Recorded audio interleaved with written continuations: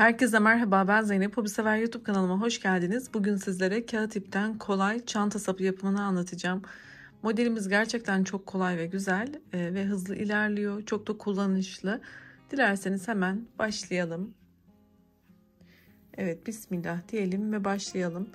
Öncelikle arkadaşlar zincir yapımıyla başlıyoruz. 7 tane zincir yapalım.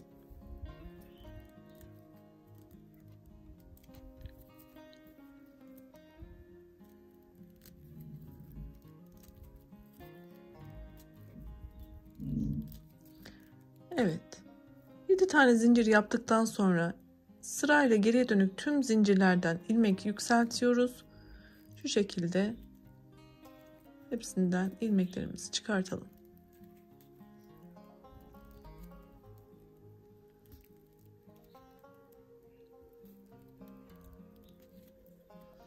Şu an tığımda arkadaşlar 2, 4, 6, 7 tane ilmek var. Örgümüz tunus işi olduğu için daima aynı yüzden devam edeceğiz örmeye. Ters ve düz şeklinde değil, hep düz yüzden öreceğiz.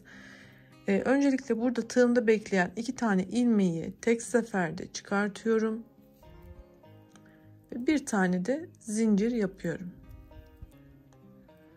Şimdi sıradaki bu 3 ilmeği tek seferde çıkartacağız.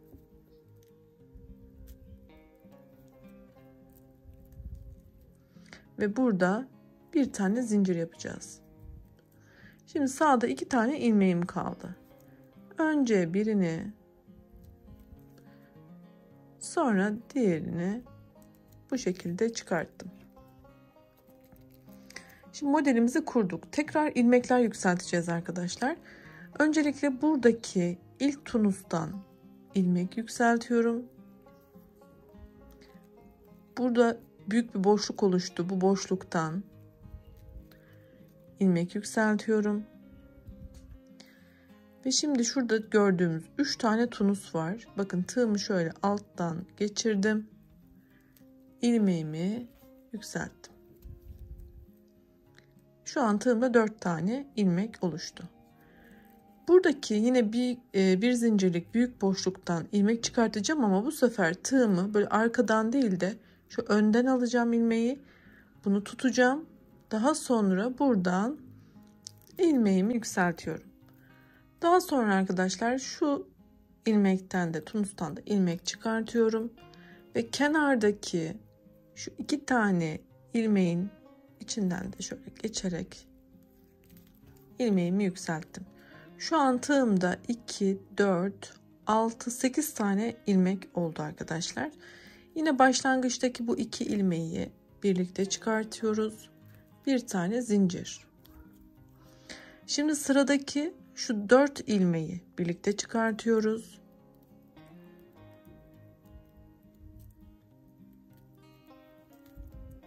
Bir tane zincir. Şimdi bu sağda 2 tane ilmeğim kaldı. Önce bunu, daha sonra bunu çıkartıyorum. Bakın modelimiz artık oturdu. Bundan sonra sürekli bu sırayı tekrar edeceğiz. Yani şuradan bir ilmek çıkartıyorum. Boşluktan bir ilmek. Burada gördüğüm 4 tane tunustan ilmek çıkartıyorum. İpimi öne alıyorum. Büyük boşluktan ilmek çıkartıyorum. Bakın buradaki tunustan ilmek çıkartıyorum ve son olarak bu kenardaki 2 tane ilmeği de şöyle birlikte alarak bu kenarda da ilmeğimi çıkartıyorum ve 8 sayısını yine yakalıyorum. Aynı işlemi devam edeceğim. Önce 2 tane ilmeği çıkartıyorum. Bir zincir. Daha sonra 4 tane ilmeği çıkartıyorum.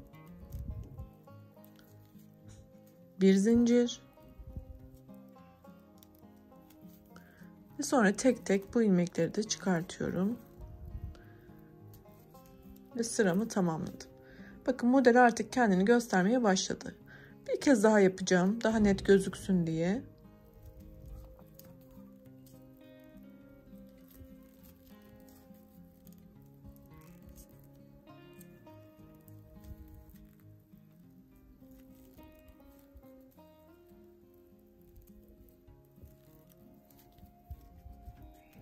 İlmeklerimi çıkardım. Şimdi tek tek devam ediyorum.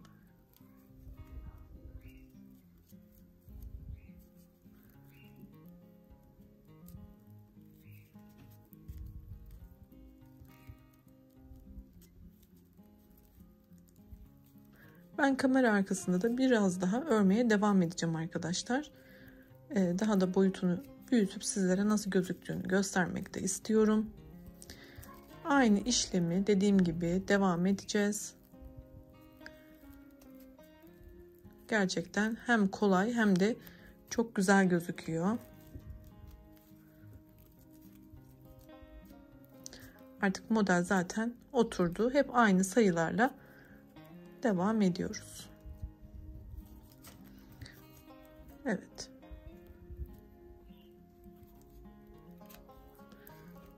Ben de yapıp geliyorum. Evet, ben sıralarımı devam ettirdim. Çok da güzel bir çalışma oldu. Şöyle yakından da sizlere göstermek istiyorum. Şöyle bakın, boyutlu da duruyor arkadaşlar. Şöyle kenarları da çok güzel, temiz bir çalışma oldu gerçekten. Arka yüzüne de bakalım. Böyle esneme yapmayan bir model oldu. Çanta sapı olarak ya da farklı birçok alanda kullanabilirsiniz. Ben çok beğendim. Umarım sizler de beğenmişsinizdir. Yeni videolarda görüşmek ümidiyle sağlıkla kalın. Hoşça kalın.